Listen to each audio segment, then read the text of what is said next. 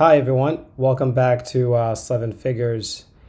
Today's episode is episode 6. It's been a while since I made an update on the channel. And as you probably can see, the portfolio has grown significantly. It's now $19,548, up from I think $14,000 or $15,000 the last time I did it. Most of the increase is not actually just growth, it's more money that I've put into these portfolios. And today I'm going to be going through the portfolio, giving you an update on how the growth portfolio is doing, how the dividend portfolio has done so far, and lastly, the Bogleheads portfolio, which is a very simple portfolio with just two index funds. There, as you can see on the bottom there, I'm saying that dividends continue to be the star in this comparison. All through the volatility we've had the last 4 or 5 weeks, you've seen growth go up and down a lot. The Boglehead portfolio has actually just been kind of sleepy. However, dividends have continued being kind of steady, paying out dividends, not going too low when the market is going down, and not jumping up too high when the market is on the up and up. But that's to be expected. So I'm going to go ahead and switch over to the portfolio and just start going through each one of them, and you can see the performance. So starting with the dividend portfolio, here we are today, sitting at $6,654, around $255 of growth, which equals 6.09% growth.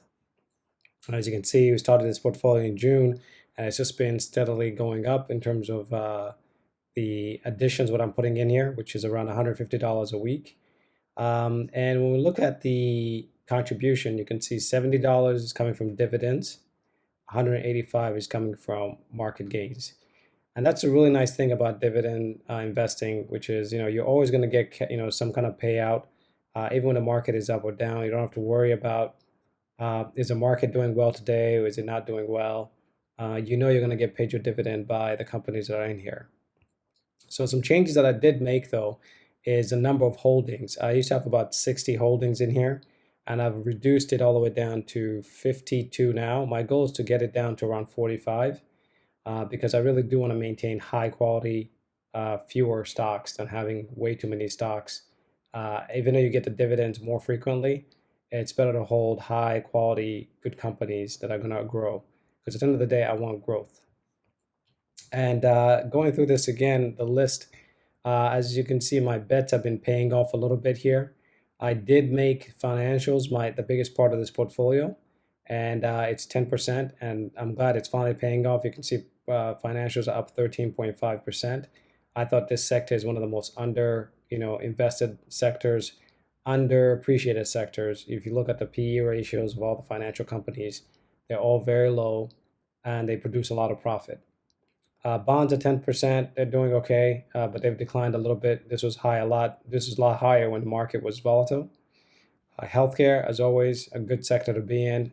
People are going to need healthcare. You need medicine, so you're going to pay for it no matter what happens.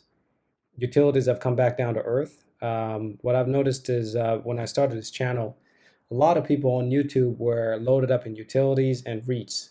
And I wasn't too sold on those things because I think they're attractive when the market is volatile, but I don't want to be overweight, REITs, by 40% or something like that. And I saw channels where people had 40% of their money in REITs, and the next thing was utilities.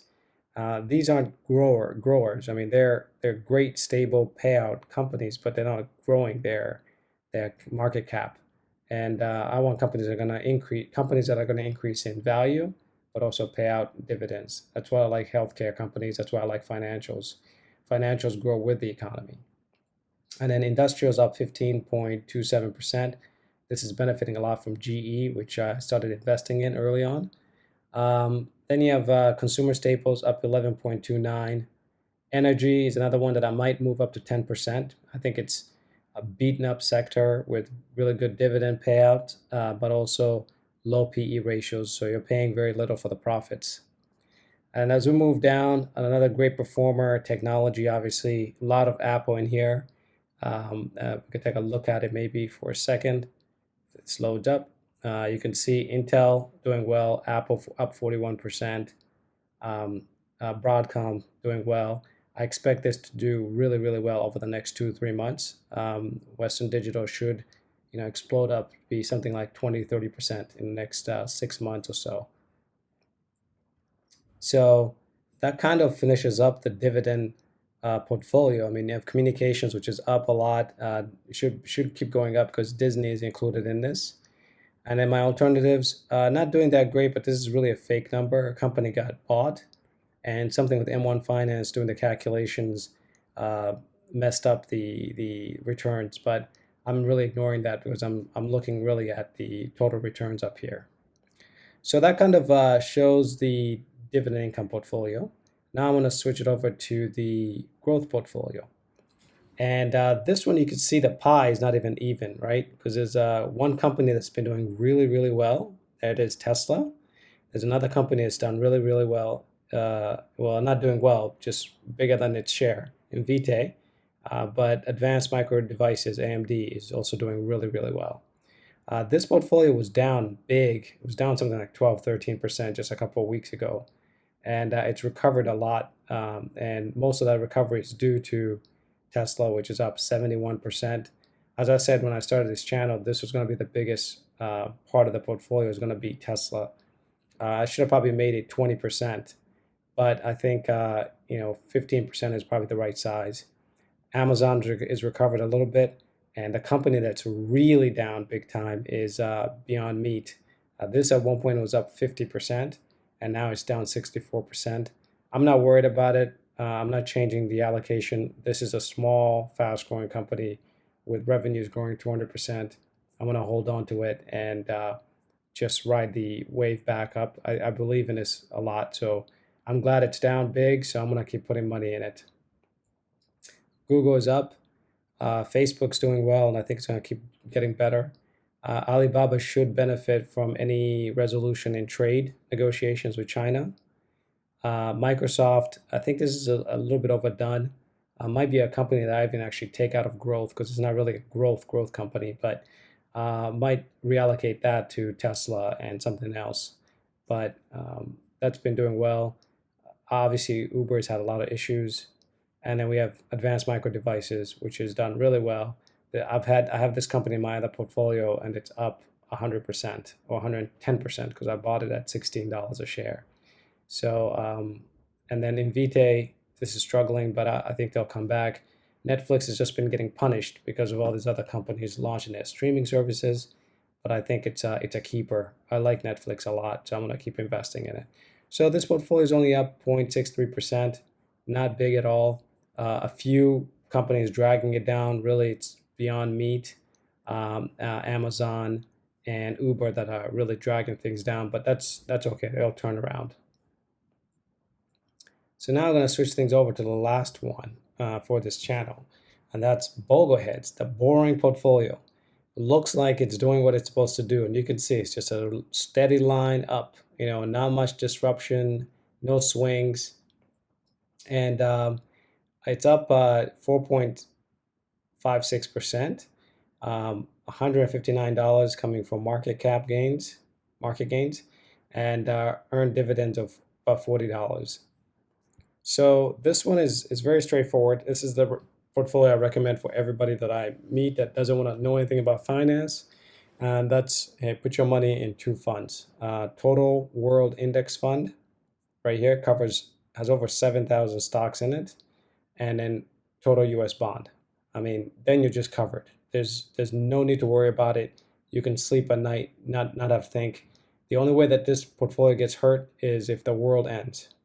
If there's World War III, and even then, when things settle down, this portfolio will pick up where it left off. So this is my number one recommended portfolio for anybody who doesn't want to think about stocks.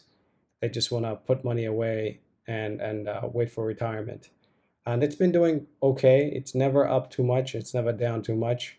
Probably rebalance this in 18 months when I expect Total World to be much bigger than Total Bond Index Fund.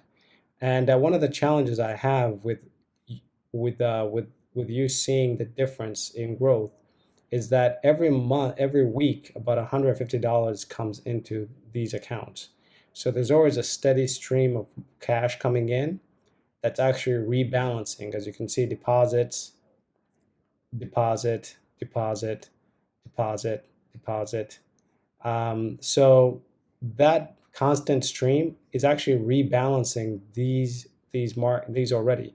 So even though total world's been growing much faster, whenever new money comes in, it goes to the total bonds. So it always tries to keep it to 50-50.